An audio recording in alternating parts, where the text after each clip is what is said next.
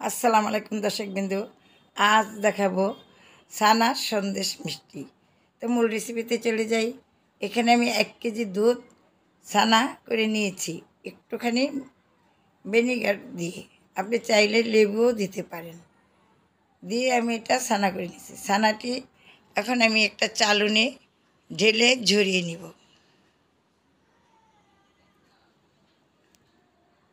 একটু ঝরিয়ে নিয়েছি, নিয়ে এটা আমি পানি দিয়ে ধুয়ে নিব।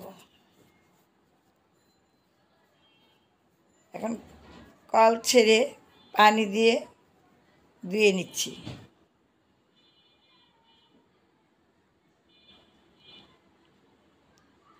ধুয়ে হাত দিয়ে আমি চিপে নিচ্ছি।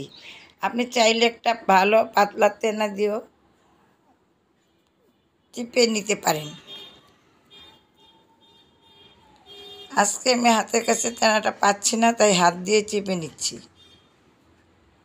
কতটা সুন্দর করে চিপে নিয়ে এটা আমি ঝরঝরা করে নিচ্ছি। নিয়ে এটা আমি 2টা ভাগ করব। এখানে 1 পা দুধ আমি একদম ঘন করে, একদম খিরা খিরা করে ফেলবো, একদম খিরা। এখানে ছানাগুলো আমি ঝরা করছি।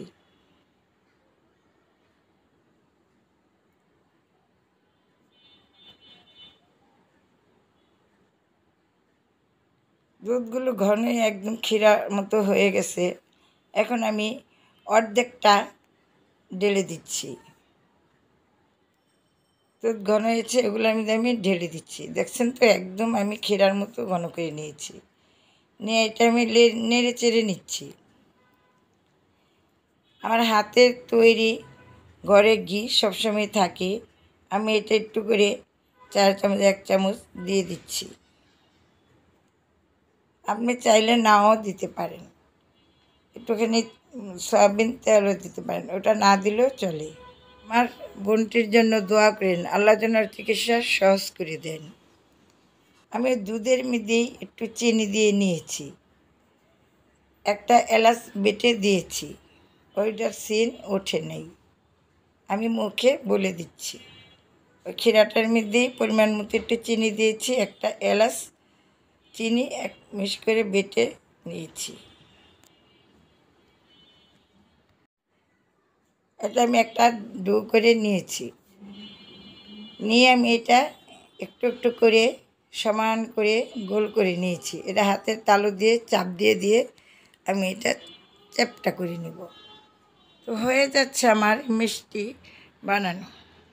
এটি হাতের চাপ দিয়ে দিয়ে আমি চ্যাপ্টা করে নিয়ে গুঁড়া দুধ উপরে দিয়ে সাজিয়ে নিয়েছি। এখন পরিবেশন করে দেখাচ্ছি। দেখুন কতটা সুন্দর হয়েছে। এটা কিন্তু দেখতে সুন্দর না, খেতে কিন্তু দারুণ স্বাদ হয়েছে। আমার ছোট বোনের জন্য দোয়া চেয়ে বিদায় নিচ্ছি। ভালো থাকুন, সুস্থ থাকুন। আল্লাহ হাফেজ।